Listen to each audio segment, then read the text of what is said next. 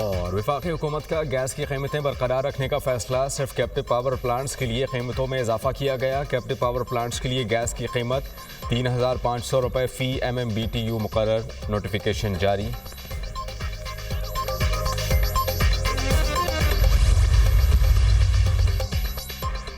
Peoples party और नून league का इत्तेहाद मुफाद का इत्तेहाद है। जो मुल्क इंटरनेट बंद कर देता हो वहां तरक्की नहीं होगी। एहसन इकबाल ने उड़ान पाकिस्तान में सिर्फ हदफ दिए हैं, रास्ता नहीं बताया। पीका एक्ट के जरिए आज़ादियों का गला घोंटने की कोशिश की जा रही है। जब तक रूल ऑफ लॉ नहीं होगा मुल्क तरक्की नहीं करेगा। नवाज शरीफ मेरे लीडर थे, वोट को इज्जतों से हट गए। नून लीग ने इक़्तिदार का रास्ता चुना, मुझे इत्तफाक नहीं था। अफसोस है कि पाकिस्तान में इलेक्शन चोरी होते हैं। ओवरसीज पाकिस्तान की ताकत है। ज़र मुबादला पाकिस्तान भेजने की तादाद बढ़ रही है। साबिक वज़ीर-ए-आज़म शाहिद खाकान अब्बासी की लंदन में न्यूज़ कॉन्फ्रेंस। शहबाज शरीफ तरक्की का नहीं हुकूमत चलाने का सोच रहे हैं। शहबाज शरीफ सिर्फ अपनी कुर्सी बचाने के लिए बैठे हैं। पाकिस्तान सरमाया ना भेजने की अपील करना नामुनासिब है। बानी पीटीआई की अपील पर ओवरसीज पाकिस्तानियों ने पैसा भेजना बंद नहीं किया। पाकिस्तान में अफरात ज़र में कमी आई मगर महंगाई मजीद बढ़ी है। साबिक वज़ीर खजाना मिफ्ता इस्माइल।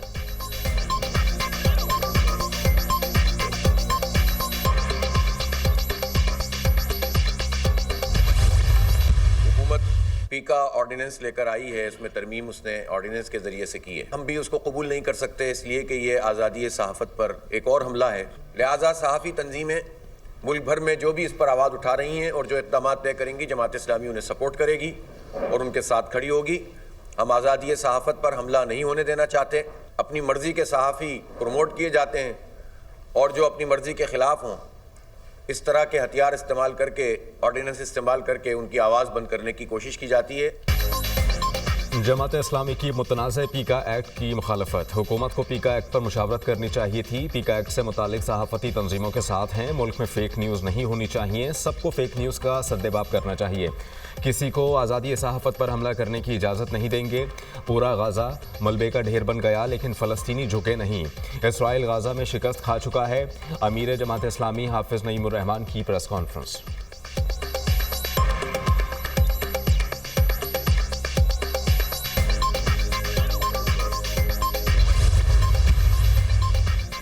वज़ीर-ए-आला खैबर पख्तूनख्वा अलीमीन गंडापुर से आलमी बैंक साउथ एशिया के नायब सदर की मुलाकात। बाहमी मुश्तरका अमूर पर तबादला ख्याल। वर्ल्ड बैंक की जानिब से जारी और आइंदा मनसूबों पर भी गौर किया गया। खैबर पख्तूनख्वा के 2 फ्लैगशिप मनसूबों पर खुसूसी गुफ्तगू हुई।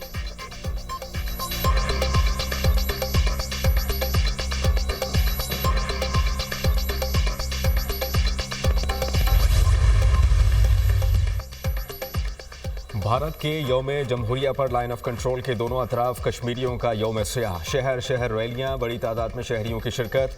भारतीय मज़ालिम के खिलाफ शदीद नारेबाजी। मीरपुर आज़ाद कश्मीर में भी एहतजाजी रैली का इनेकाद। मुजाहिरीन की मकबूजा कश्मीर में भारतीय मज़ालिम की मजम्मत। आलमी बरादरी से कश्मीरियों को हक़ खुद इरादियत दिलाने का मुतालबा।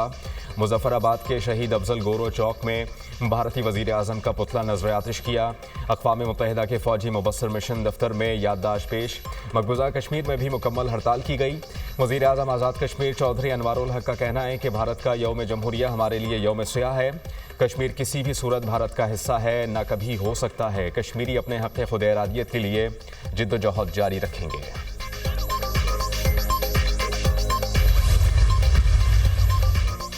बलूचिस्तान के 25 अजला में 50 जनरल वार्ड में ज़िमनी बल्दियाती इंतखाबात और गैर हतमी गैर सरकारी नताइज मौसूल। लोरालाई वार्ड नंबर 22 से नून लीग के मोहम्मद अकबर कामयाब। लोरालाई यूनियन कौंसिल नंबर 9 से नून लीग के महबूब खान 367 वोट लेकर फाते। कोहलू यूनियन कौंसिल 3 वार्ड 5 से पीपी उम्मीदवार नूर जहां मरी कामयाब। कोहलू यूनियन कौंसिल 3 वार्ड 7 से नून लीग के हैदर खान कामयाब।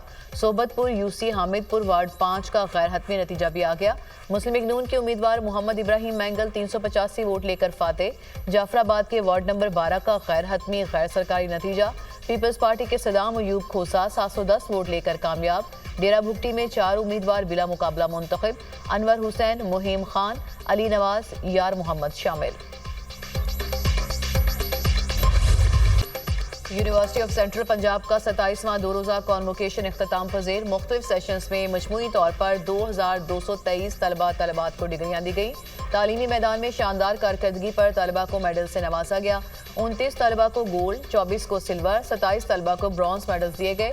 23 तालिब इल्मों को PhD की डिग्रियां भी दी गईं। कॉन्वोकेशन में मारूफ फिल्म मेकर और डायरेक्टर शहजाद नवाज, सैमसंग के कंट्री हेड उमर घुमन की खुसूसी शिरकत, executive director Abacus consultant Ubaid Iqbal, prorector UCP doctor Hamad Naveed भी शरीक हुए।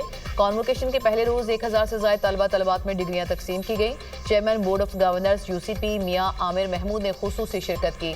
कॉन्वोकेशन के पहले सेशन से chairman board of governors UCP मियां आमिर महमूद ने खिताब किया। कहा, तलबा अपनी जिंदगी में सच के साथ खड़े रहें और मुश्किलात का सामना सब्र के साथ करें। तलबा के स्टार्टअप के लिए इंटरेस्ट फ्री कर्ज फ्राहम किया जाएगा। डिग्रियां मिलने पर तलबा की खुशी दीदनी। UCP को बेहतरीन तालीमी इदारा करार दिया।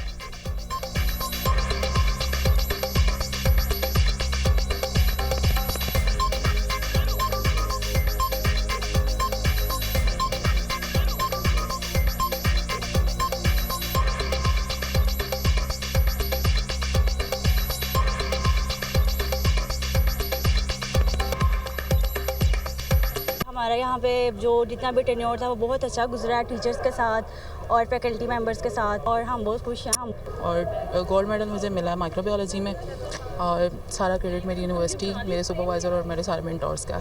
शुक्रिया माँ बाप को भी अदा करना चाहूँगा। UCP में भी जितने हमारे टीचर्स थे, हमारे डीन, सबका शुक्रिया अदा करता हूँ कि उन्होंने अच्छी रहनुमाई के साथ अच्छे रास्ते पे लगाया, और उम्मीद करता हूँ कि आगे भी हम कामयाब होंगे। I am very happy, thanks a lot पापा। और UCP बहुत अच्छी है, स्टडी करिकुलम एवरीथिंग जो है।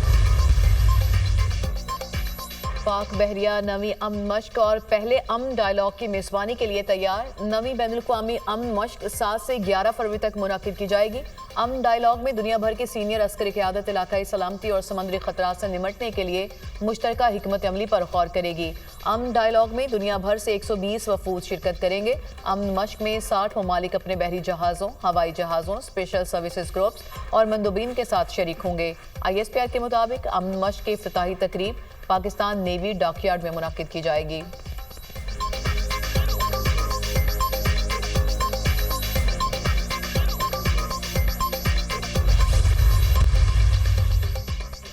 मुल्क के बेशतर इलाकों में सर्दी की लहर बरकरार। बालाई इलाकों में शदीद ठंड, पहाड़ों पर बर्फबारी। मुतादिद इलाकों में दर्जा हरारत नुक्ता अंजमात से भी कई दर्जे नीचे। लेह में पारा -13, गोपस -11, स्तौर स्कर्दू में -10 रहा। हुंजा -6, कल्लात और कोयटा में -4 डिग्री सेंटीग्रेड रिकॉर्ड किया गया।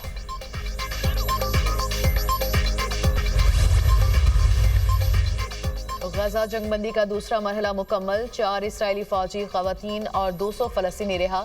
रिहाई पाने वाले 130 फ़लस्तीनियों को रामल्ला लाया गया। अवाम की जानिब से वालिहाना इस्तकबाल। फ़लस्तीनी कैदी रेड क्रॉस की बसों में मगरबी किनारे पहुंचे। इसराइल ने 70 कैदियों को मुल्क बदर करके मिस्र भेज दिया। मुआहदे के तहत 70 फ़लस्तीनी कैदियों की मेज़बानी मिस्र करेगा। तर्जुमान कतरी वजारत खारजा का कहना है कि तीसरे मरहले के लिए कैदियों की रिहाई की तारीख का ऐलान जल्द किया जाएगा। आला सतह का वफ्द मिस्र भेज रहे हैं। मिस्री हुकाम से जंगबंदी के अगले मरहले पर बात होगी। हमास इसराइल में मजीद कैदियों की रिहाई के लिए एहतजाज। डोनाल्ड ट्रंप इसराइली वज़ीर-ए-आज़म पर मुआहदे पर अमल दरामद के लिए दबाव बढ़ाएं, मुजाहिरीन का मुतालबा।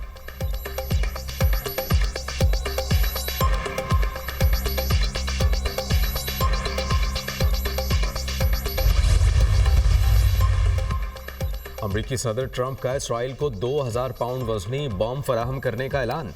कहा कि जो बाइडन की जानिब से लगाई गई पाबंदी उठा ली गई, बॉम्ब रिलीज कर दिए गए हैं। इसराइल को तवील अरसे से इसका इंतजार था। डोनाल्ड ट्रंप का मिस्र और उर्दन से गाजा के मजीद फ़लस्तीनियों को पनाह देने का मुतालबा। कहा कि गाजा मिस्मार हो चुका है, हमसाया ममालिक गाजा के शहरियों को पनाह दें। अमरीकी सदर ट्रंप का उर्दन के शाह अब्दुल्ला से टेलीफोनिक राबता। कहा कि गाजा की सूरत हाल पर नजर रखे हुए हैं, ये तबाह कुन है। चाहता हूँ कि मिस्र भी गाजा के पनाह गुज़ीनों को कबूल करे। जल्द मिस्र के सदर अब्दुल फताह अल सीसी से भी बात करूँगा।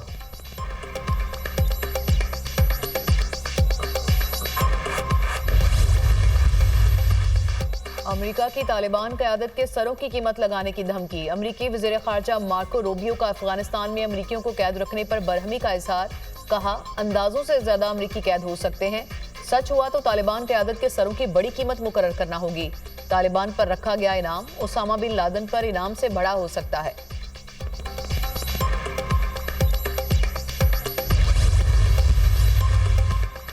सऊदी अरब को $1 खरब की सरमायाकारी का कहेंगे, पैसा उनके लिए कोई मानी नहीं रखता। सऊदीया ने पैसा कहां से कमाया? सऊदी अरब के पास बहुत ज़्यादा माया सोना है। हम सिर्फ माहौल की वजह से इसे इस्तेमाल नहीं करते। अगले 4 साल आराम नहीं करूंगा, अमरीका को अजीम बनाऊंगा। जराइम पेशा तारिकीन वतन को अमरीका को तबाह करने की इजाज़त नहीं देंगे।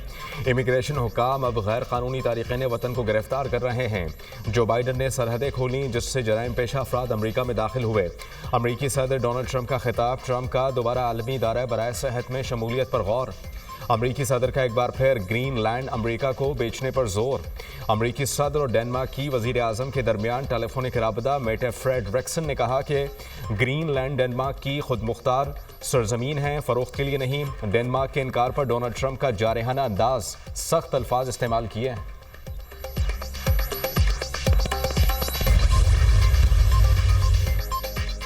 रूस से अमन मुज़ाकरात। यूक्रेनी सदर ने इत्तेहादियों को ग्रीन सिग्नल दे दिया। कहा, इत्तेहादियों को रूस के साथ मुमकिन अमन मुज़ाकरात के लिए तैयारी करनी चाहिए। सिर्फ ऐसे मुज़ाकरात ही पायदार अमन कायम कर सकते हैं जिनमें यूक्रेन भी शामिल हो। रूस यूक्रेन जंग के खात्मे के लिए अमरीकी सदर डोनाल्ड ट्रंप के इक़दामात की हिमायत करते हैं। सदर ट्रंप के पास इस सिलसिले में कामयाब होने का मौका है।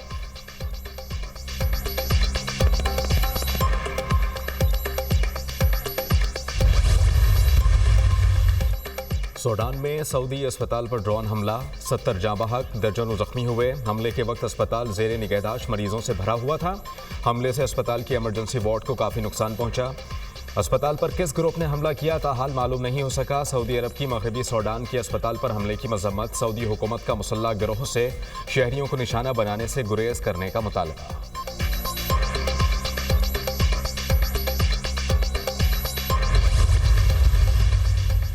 जुनूब मशरकी नाइजीरिया में एक और ऑयल टैंकर हादसे का शिकार। 18 अफराद हलाक, 10 अफराद जख्मी। ब्रेक फेल होने के बायस ड्राइवर कंट्रोल खो बैठा। टैंकर हाईवे पर चलती दीगर गाड़ियों से टकराया जिसके बाद धमाका हुआ।